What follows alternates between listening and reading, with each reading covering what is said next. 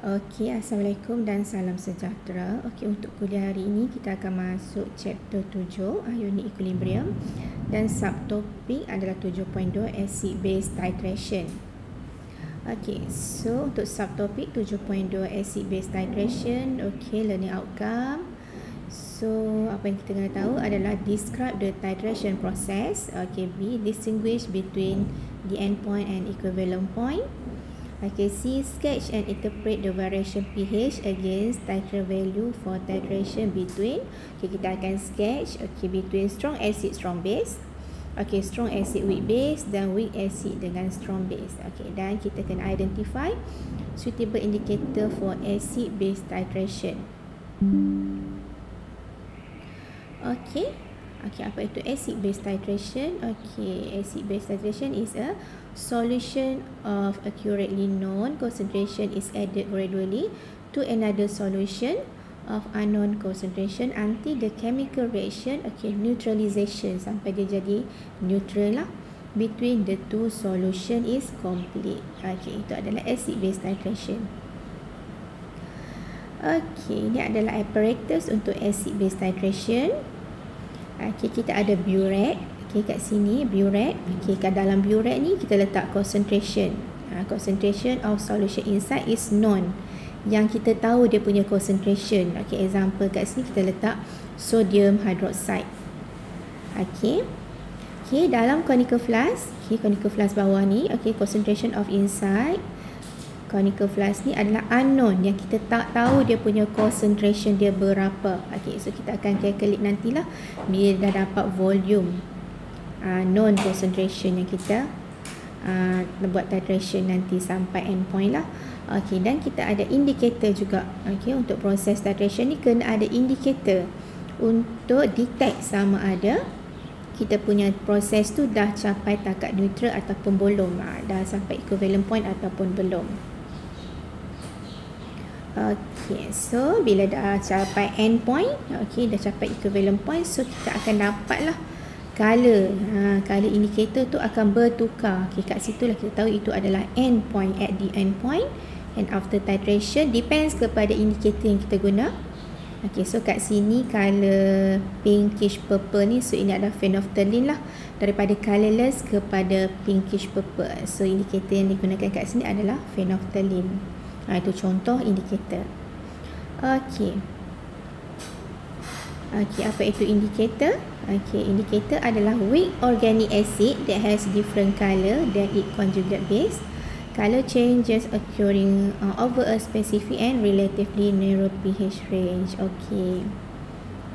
Okay, indicator is a substance that is generally added to the solution in the receiving vessel and which undergoes some sort of color change when reaction is over. Okay, indicator ni kita gunakan untuk tentukan sama ada kita punya proses, kita punya titration tu dah capai takat neutral, dah capai end point, dah capai equivalent point. So kalau tak letak indicator, kita tak tahu kita punya titration tu dah capai takat neutral ataupun belum. So indikator ni dia ada banyak color, depends kepada indikator yang kita guna.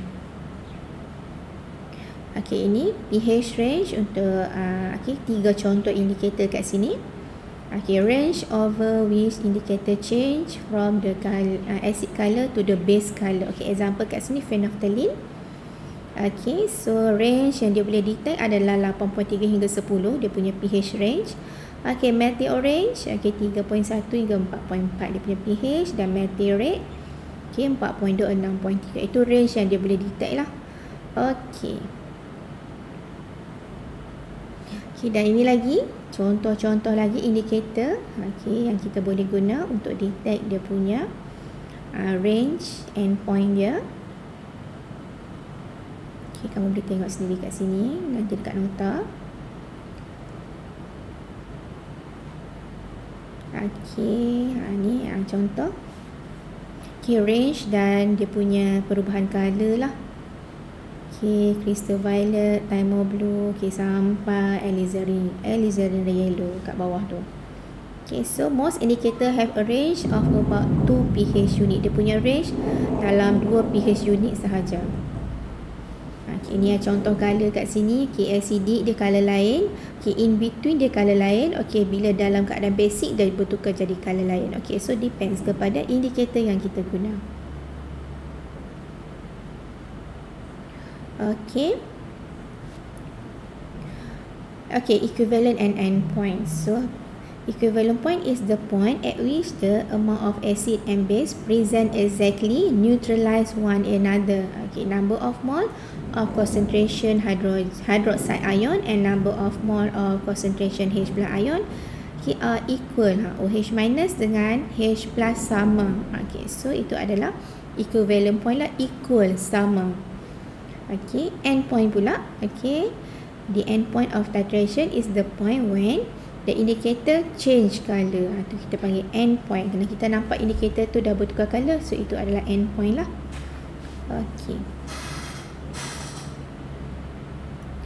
Okay, 3 type of acid base titration. So yang kita akan tengok adalah antara strong acid dengan strong base.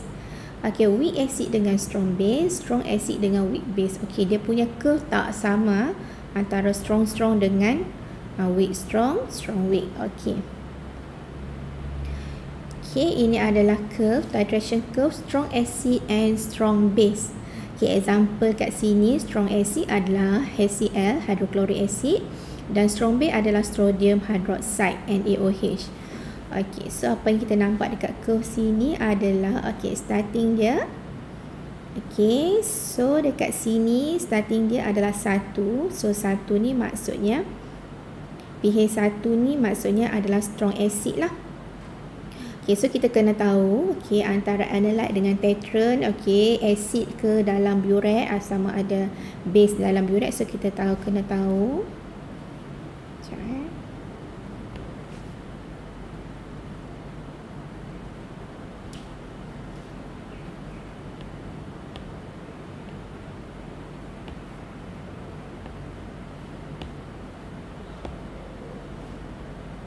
Okay, so macam ni, okay, dalam conical flask adalah acid, okay, dalam burette adalah sodium hydroxide lah. Okay, sebab kita start dengan dekat kosong ni adalah kosong volume sodium hydroxide. So kita tengok kat sini, okay, volume sodium hydroxide added. Okay, maksudnya sodium hydroxide dalam burette. Dalam conical flask, okay, ni conical flask, boleh nampak. Okay, dalam burette, saya just sketch. Okay, dalam conical flask ni adalah HCl lah. Okay, yang kita tak tahu dia punya concentration. Okay, dalam burette ke atas ni adalah sodium hydroxide. Okay, macam tu. Okay, so kita buat titration. Okay, so curve dia, okay, start dengan volume sodium hydroxide kosong. Okay, pH dia 1. So kita tambah sikit. So pH dia akan naik lah. Okay, naik. Okay, so sampai dekat kecerunan yang paling tajam ni, dia panggil stick portion of the curve. Kat sini. So pH 4 hingga 6, kecerunan yang paling tajam. So kita boleh guna metal rate sebagai indikator. So dekat sini, saya lagi atas. Okay, so dekat range 8 hingga 10 tu, so kita boleh guna phenolphthalein. So kita boleh guna untuk strong acid dengan strong base, so kita boleh guna dua indikator lah, sama ada metal rate ataupun phenolphthalein, sebab dia boleh detect dekat range 4 hingga 6 dan 8 hingga 10. Okay. So kat sini dia cakap either metal rate or phenolphthalein is suitable indicator because it change color on the stick portion of the curve. So dekat kecerunan yang tajam ni lah. Okay, dia boleh baca kat situ range dia punya, range pH dekat situ. Okay, itu adalah strong acid dengan strong base.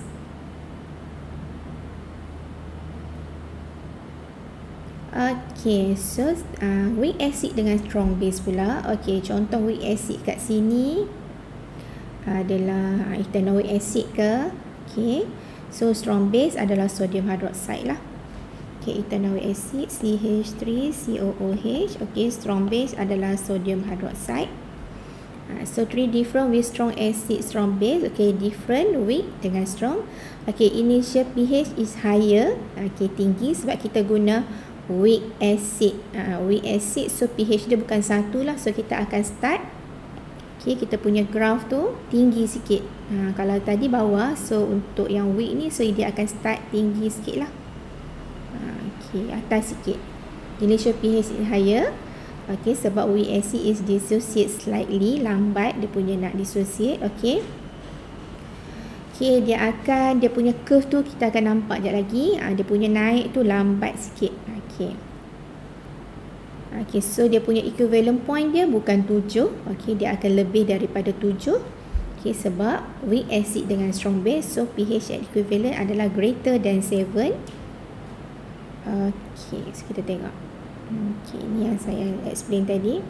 Okay, so kita boleh nampak kat sini. Okay, dia punya curve ni, okay, dia start dengan, dia kata higher pH lah sebab weak acid. So dia tak start dengan 1. So kalau kat bawah ni 1. Okay, atas sikit, so kita start dengan 3. Okay, so kita boleh nampak kat sini curve dia slowly naik. So kat sini adalah buffer region. Okay, buffer region tu adalah solution yang dimana kalau kita masukkan strong acid, dia punya pH tu berubah dengan sedikit sahaja. pH tu berubah sedikit sahaja. Sebab tu dia slowly naik kat sini. Kita boleh nampak dia naik slowly sahaja. Okay. Okay, bila dah sampai banyak dah dekat 40 ml sodium hydroxide letak. Okay, baru dia naik dengan baru kita nampak kecerunan yang tajam kat sini. Okay, kat sini baru boleh dapat dia punya equivalent point lah. So kita boleh nampak kat sini equivalent point dia. Okay, sini 7. Equivalent point dia atas 7. Ini 7. Equivalent point dia atas 7 sebab weak acid react dengan strong base. Okay, so dia punya indikator kat sini. Kita nampak kecerunan tajam dekat range dia 8-10. So indikator yang sesuai adalah phenolphthalein. Okay, phenolphthalein is a suitable indicator because it change color on the steep portion of the curve. Okay, but meteorite is not. Okay, its color change over a large volume ring. Okay, meteorite kat sini. Okay, antara 4 hingga 6. So kat sini tak ada kecerunan yang tajam tu. So kita tak boleh guna meteorite lah. Okay, untuk weak acid dengan strong base hanya phenolphthalein sahaja yang kita boleh guna. Okay. Okay, next adalah strong acid dengan weak base. Okay, sama case dengan tadi. Okay, strong dengan weak. Okay, example kat sini, strong acid kita guna adalah HCl. Okay, dan weak base adalah NH3, ammonia. So, ammonia in conical flask, HCl in burette. Okay, so initial solution dia weak base. So, kalau weak base, pH dia lebih daripada 7. Okay, gradual rising portion. So sebab dekat buffer region ni maksudnya dia slowly lah. So dia tak akan berubah dengan banyak pada range buffer ni. Okay, pH equivalent adalah kurang daripada 7. Okay, dia tak sama dengan 7 lah sebab strong acid dengan weak. So dia punya pH equivalent adalah kurang daripada 7. Okay, ini curve untuk strong acid dengan weak base. Okay, weak base. Kita start dengan 13 lah kat sini weak base. Okay, kalau strong adalah 13 pula, sorry. 11 kat sini. Okay, kalau strong maybe 13. Okay. So, HCl added. Okay, HCl added. Okay, slowly kat sini range buffer ni slowly ya. Sebab bila kita masukkan strong acid, pH dia berubah dengan sikit sahaja. Okay, so sampai 40 ml HCl kita added. Okay, kat sini baru kita nampak. Okay, ada curve yang tajam ni, kecerunan yang tajam ni. Okay, kat sinilah kita boleh detect dia punya equivalent point. Range dia kat sini adalah meteorite lah.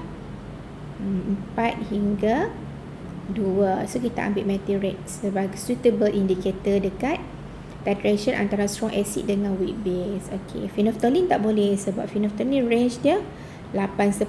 So tak ada steep portion dia kata kat sini, tak ada kecerunan yang tajam tu. Okay. Okay, explanation kat sini. Okay, melting rate is suitable indicator because it change color on the steep portion of the curve. Okay, but phenolphthalein is not. Phenolphthalein kat atas ni. Okay, range melting rate kat sini. So, yang sesuai adalah melting rate. Okay, ni gambar yang lebih jelas untuk titration apparatus. Okay, so solution yang dalam burette ni kita panggil titrant. Okay, solution yang dalam conical flask ni kita panggil analyte. Okay, so tak kisah acid atau base yang ada dalam burette, dalam conical flask. So, nanti kita punya curve depends kepada apa yang acid atau base yang jadi titrant. Okay, acid atau base yang jadi analyte. So, kita punya graph curve depends dah apa yang isi dalam ni, apa yang terisi dalam ni. Okay. Okay, ini term-term yang kamu kena tahu untuk acid base titration, term dan definition. Okay, equivalent point.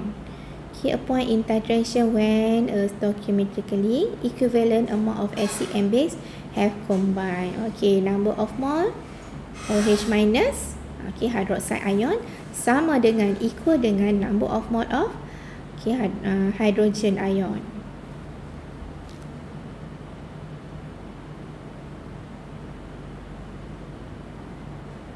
Okay, endpoint. Okay, endpoint is a point in the titration at which the indicator change color. Okay, bila indicator change color tu, itu adalah endpoint. Okay, indicator, apa itu indicator? Okay, dia adalah organic dyes. Organic dyes ni yang ada color lah. Okay, whose color depends on the pH of the solution. Okay, titrant. Okay, solution added from the burette.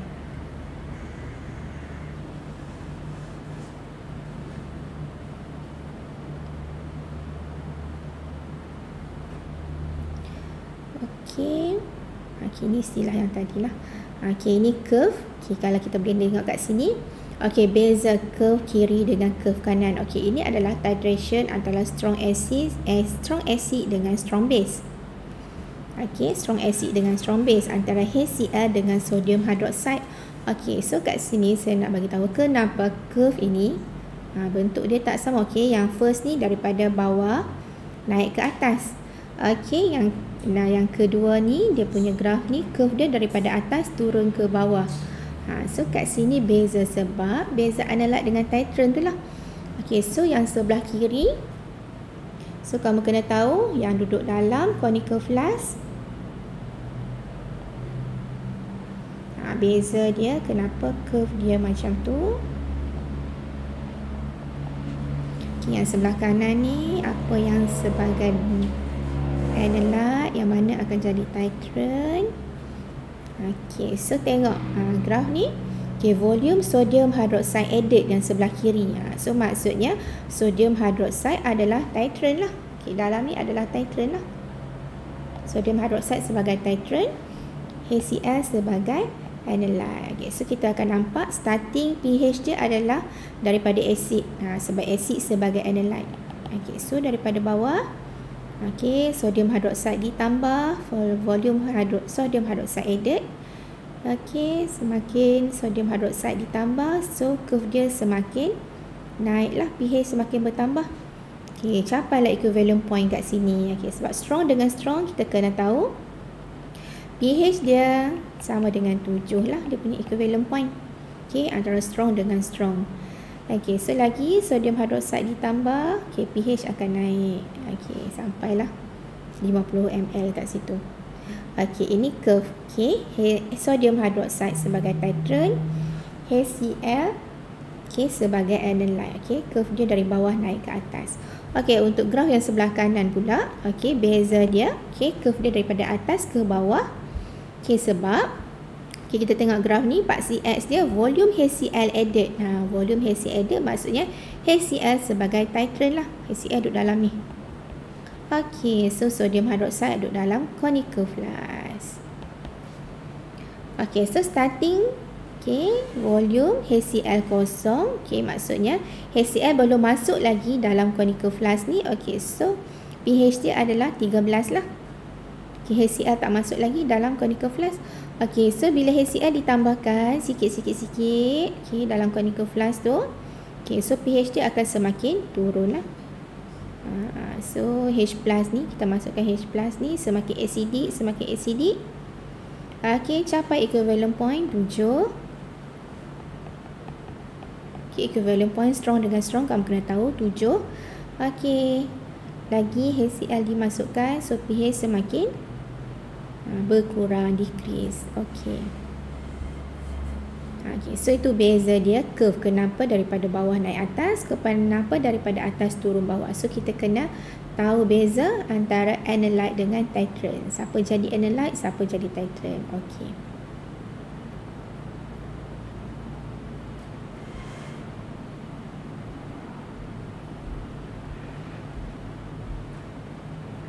Okay.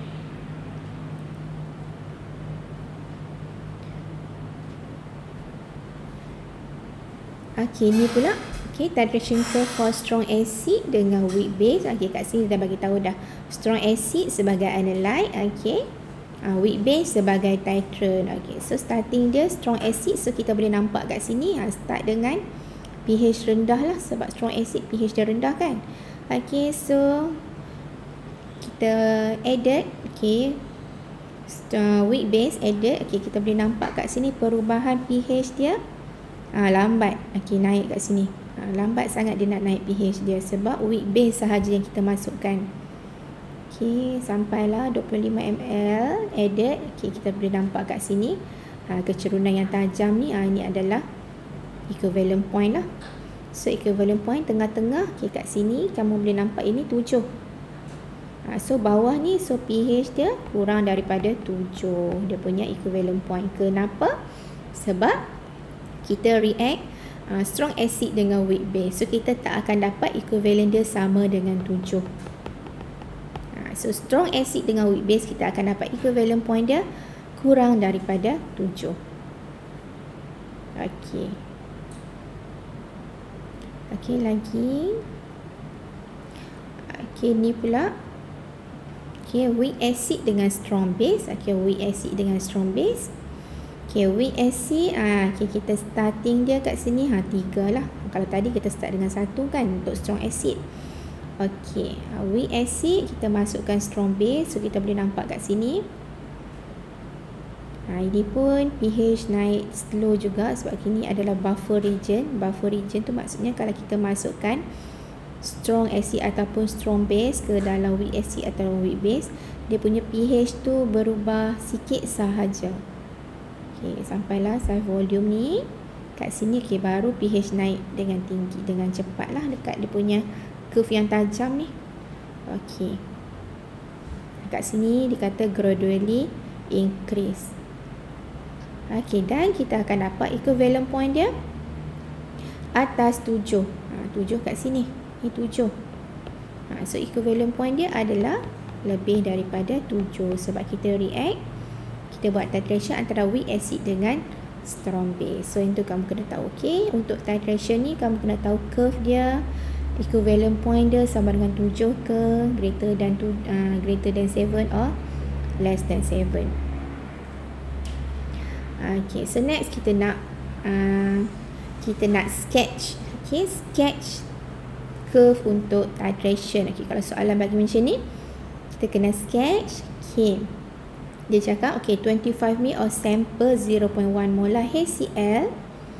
Okay, kita titrate dengan 0.1 molar sodium hydroxide.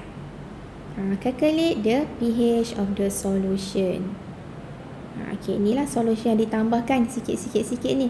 Okay, so pH before addition sodium hydroxide. So kita nak kira sebelum tambah sodium hydroxide tu berapa pH untuk HCl ni. Okay, berapa? Okay, kemudian after addition of 10 ml of sodium hydroxide. Okay, dalam conical flask tadi ada asid saja kan.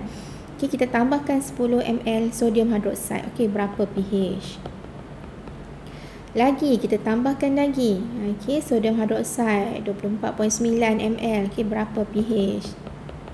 Okay, so untuk kira pH ni kita kena buat ice table. Okay, so Kita kena kira lah sampai ni equivalent point berapa. Okey, tambah lagi sampai habis lah 35 ml sodium hydroxide. Okay, kita kena kira pH. Kemudian kita sketch the titration curve for this titration. Okay, so first kita nak kira pH sebelum macam ni ya. Okay, ni burette. Okay, untuk titration ni, ini conical flask. Okay, so dalam burette adalah sodium hydroxide. Okay, dalam conical flask adalah HCl. Okay, first kali kita nak kira pH HCl ni sebelum sodium hydroxide dimasukkan. Okay, dia kata before addition of sodium hydroxide. Maksudnya titration tak start lagi lah. Okay, berapa pH untuk HCl. Okay.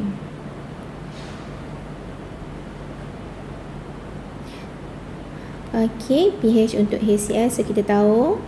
Okay, initial. Okay, HCl. Okay, dan final tak ada apa-apa. So, dalam conical flask tu cuma ada H plus je lah. Sebab HCl sahaja yang ada dalam conical flask tu. Okay, so concentration HCl dah tahu. Okay, dan formula untuk pH adalah negative log concentration H plus. Okay, so concentration H plus. Okay, HCl kita ionisekan, kita akan dapat H plus dengan Cl minus. So, kalau concentration HCl adalah 0.1 molar, okay, HCl ni dia ada ionized, completely ionized sebab dia adalah strong acid. So, concentration untuk H plus pun 0.1 molar juga. Okay, ini dia punya dissociation. Okay, masuk dalam formula pH. Okay, formula pH adalah negative log concentration H plus. Okay, negative log 0.1. Okay, kita akan dapat pH untuk HCl 1. 1 lah. Dalam conical flask tu cuma ada HCl sahaja. Sodium hydroxide belum masuk lagi. Okay, itu first dah dapat dah. Okay, first pH yang kita dah calculate. Okay, yang kedua. Dia tanya pH after addition of 10 ml of sodium hydroxide. Okay, kita nak masukkan 10 ml sodium hydroxide. Okay, kita buat titration. Okay, tengok volume kat sini. Kita nak masukkan 10 ml sahaja sodium hydroxide. Okay, berapa pula pH dalam ni? Okay, masuk 10 ml sodium hydroxide. Okay. Okay, so pH after addition 10 ml of 0.1 molar sodium hydroxide. Okay, kita buat table initial, mole final. So, untuk table ni kita guna table mole. Okay, so kena kira mole. Dia dah bagi concentration dengan volume. So, guna formula mole adalah mv over 1000. Okay, so untuk mole HCl adalah molarity HCl tadi 0.1. Okay, volume HCl adalah tetap dah kan 25 sebab HCl ada dalam conical flask. Okay, bahagi 1000. Okay, so kita akan dapat mole untuk HCl adalah 2.5 10 negatif 3. Okay, 2.5 times 10 power of negative 3 mole. Okay, itu mole HCl. Okay, mole sodium hydroxide pula. Okay, kita nak dapatkan mole initial ni. Okay, mole NaOH. Okay, berapa? Okay, molarity sodium hydroxide adalah 0.1. Okay, volume 10. Okay, bahagi 1000. Okay, kita akan dapat initial mole for sodium hydroxide before dah start lah kan titration ni. Okay. Okay, 1, 10 negatif 3. Okay, dah dapat initial dah kat situ. Okay, so sebelah kanan change, tak ada apa-apa perubahan lah. Okay, change. Okay, dekat table ni dia tak tunjuk change. Okay, dia terus tunjuk final. Okay, so saya tunjuk untuk change.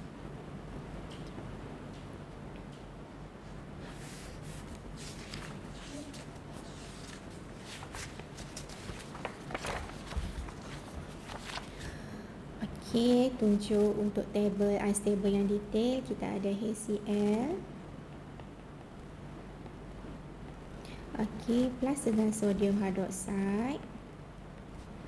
Okay, akan produce NaCl plus dengan H2O. Okay, untuk produk. Okay, initial. Okay, so kita mesti ada change.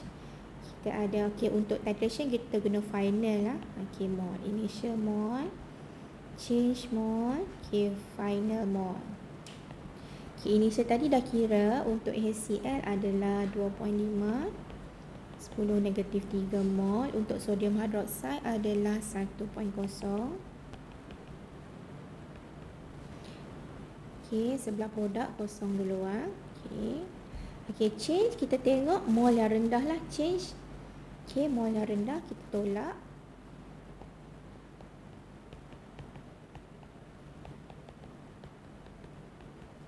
Okay, kalau sebelah kiri negatif, so sebelah kanan plus lah kan. Okay, so final. Okay, tengoklah. Tolak. So, kita akan dapat 2.5 tolak 1. So, balance dia 1.5. Okay, so sebelah sodium hydroxide 1 tolak 1. So, habislah digunakan. So, kita boleh nampak kat sini excess dia adalah acid. Okay, so excess dia adalah acid. So, kita boleh kira concentration H plus lah sebab excess dia adalah HCl. So, kita kira. Nak kira pH, so kita kena kira concentration untuk H plus. Okay, so untuk dapatkan concentration, okay, concentration H plus mol. Okay, bahagi dengan total volume. Okay, total volume tadi kita masukkan HCl 25. Okay, dalam conical flask tu ada HCl 25 dan kita masukkan sodium hydroxide 10 kan. Okay, so total volume dalam conical flask tu sekarang adalah 35 ml. So 35 ml tukar kepada liter. So 35 kali 10 negatif 3 liter lah. Ini mol. Okay, so kita akan dapat concentration H plus adalah 0.043.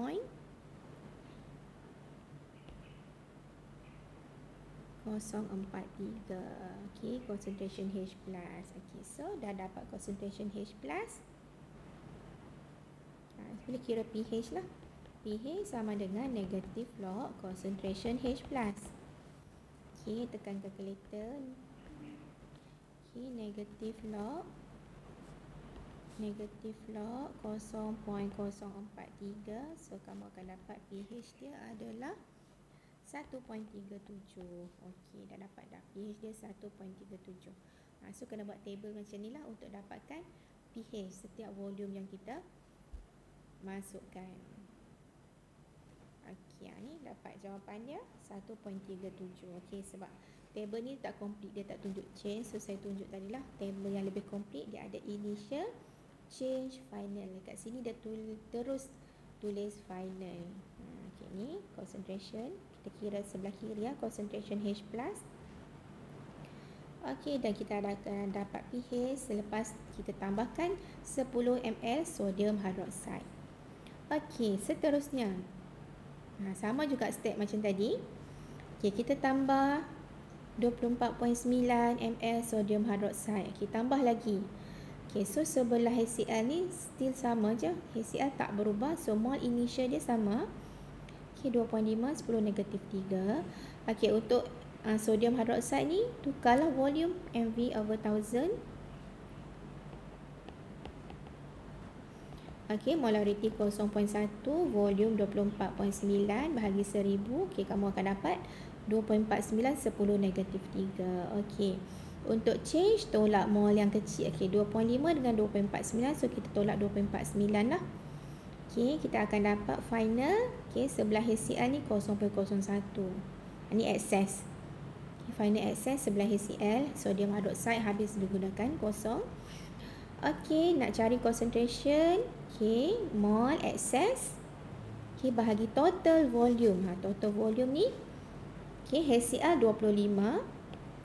Sodium hydroxide 24.9. So kita akan dapat total volume dia 49.9. So nak cari concentration setukar kepada liter. Okay, mol per liter. So kita akan dapat concentration H plus dia 2.010 negatif 4. Okay. Dah dapat concentration H plus, okay, masuk dalam formula pH.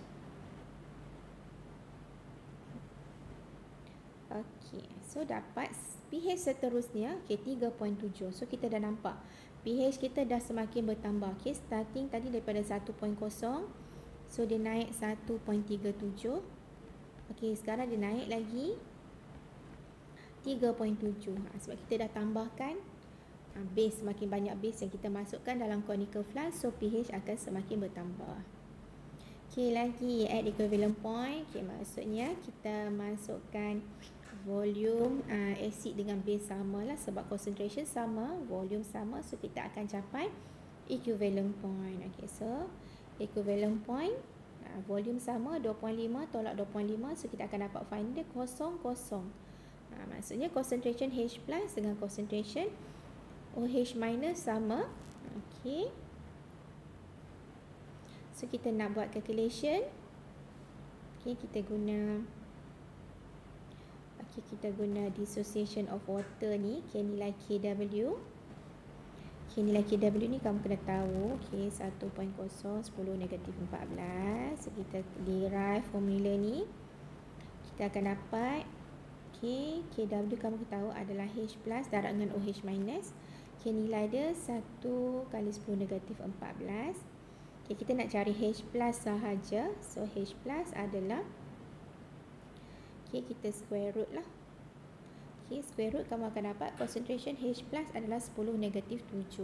Okay, negatif log 1 kali 10 negatif 7, kamu akan dapat pH dia sama dengan 7. Okay, yang ni kena tunjuk macam mana boleh dapat pH sama dengan 7. Okay. Okay, lagi kita tambahkan lagi sodium hydroxide. Okay, tadi 25, kita tambah sikit 25.1. Okay, dah lebih lah sekarang ni. HCl cuma 25. Okay, HCl cuma 25. Okay, sodium hydroxide 25.1, lebih sikit. So kita dah boleh nampak dah excess sekarang adalah sebelah base. Kat sini base yang excess. Okay, sebelah acid dah kosong dah, habis dah digunakan. Okay, excess dia sebelah base. Okay, kita dapat mole final base. Okay, kita nak kira concentration. Okay, so sekarang ni concentration yang kita calculate ni adalah concentration OH minus lah. Okay, sebab excess dia sekarang sebelah sodium hydroxide. Okay, sodium hydroxide dia akan ionize ion apa? Okay, dia akan ionize ion OH minus. So concentration sekarang adalah OH minus lah. Okay, dapat concentration OH minus. Okay, masuk dalam formula POH. Sebab kat sini adalah concentration OH minus, kita akan dapat POH 3.7. Okay, kita dah belajarkan formula pH dengan POH. So nak dapat pH, okay, nak dapat pH, so 14 tolak dengan POH, so kita akan dapat pH 10.3. Dah semakin bertambah dah dia punya pH. Okay, dah jadi pH base dah kan. Atas level 7, 10 ni adalah pH base. Okay, maksudnya sekarang ni dalam conical flask tu, ion yang dominan sekarang, okay, ion yang banyak dalam conical flask tu adalah ion OH minus. Okay, sebab tu pH dia dah lebih daripada 7. Okay, lagi seterusnya, okay, kita tambahkan lagi sodium hydroxide 35 ml. Okay, 35 ml. Okay, HCl still sama. Okay, 22.5. Okay, sodium hydroxide akan jadi 3.5. Okay, tolak 3.5 tolak 2.5. So kita akan dapat excess dia, final dia 1. Okay, mole excess bahagi dengan total volume. Okay, total volume 60 lah. 25 tambah 35. So kita akan dapat total volume dia 60. Okay, kita akan dapat concentration OH minus 0.0167. Okay, masuk dalam formula POH. Okay, POH negative log concentration OH minus. Okay, POH 1.78. Okay, nak dapat pH. Okay, formula dia 14 tolak dengan POH, so dapat 12.2. Okay, dah semakin naik. Okay, so dah habis dah volume semua. Kita dah dapat dah semua pH setiap titik yang kita nak tu. So sekarang kita boleh sketch lah curve ni. Lagi banyak calculation yang kita buat, so curve kita semakin cantik. Okay, so curve ni kita try sketch. Okay, pH 1, volume kosong, pH 1. So kat sini 1, 2, 3, 4, 5, 6. Okay, 2, so 1 kat sini. Okay, volume sodium hydroxide kosong kat sini, pH dia 1. Okay, saya buat bulat kat situ. Okay, kemudian volume sodium hydroxide 10. Okay, pH dia naik sikit. Okay, 1.37. Okay, atas sikit. Okay, so 10, 20, 30, 40. Okay, so lagi. Okay, volume 24.9. Okay, pH dia 3.7. 3.7 kat sini. Ni agak-agak je. Okay, lagi 25, pH dia 7. 4, 6, okay, 7 kat sini.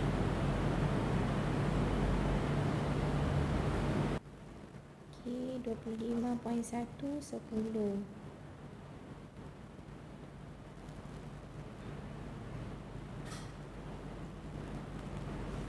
Okay, 35, 12. Okay, ni agak-agak aja sebab sketch. Okay, so kita buatlah curve.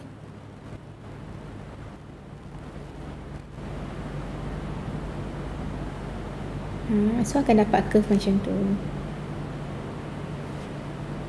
Okay, ni adalah equivalent point. Okay, pada titik ni, okay, yang kecerunan tajam ni, okay, ini adalah 7. Ni equivalent point lah. pH sama dengan 7. Okay, so nanti kamu sketch dengan cantik lah. Okay, ni sketch untuk titration curve yang kita dah dapat lah, yang kita kira volume yang ditambahkan, pH yang kita dah calculate. So kita sketch apa yang kita dah dapat tu. Okay, ni lagi cantik dia punya curve sebab banyak volume. Kita dah calculate volume berapa, 5, 10, 15. So banyak titik, so curve lagi cantik lah. So ini adalah curve yang cantik sebab kita ada banyak volume dan banyak pH. Okay, so itu sahaja saya rasa. Dan penting untuk titration ni, kita kena pilih indikator yang sesuai lah untuk kita tengok dia punya pH range tu. Okay, dia detect dekat mana dia punya pH range tu. Okay, ni ada senarai-senarai indikator yang sesuai lah untuk kita buat titration. Okay, so itu je kuliah untuk hari ini. So terima kasih semua.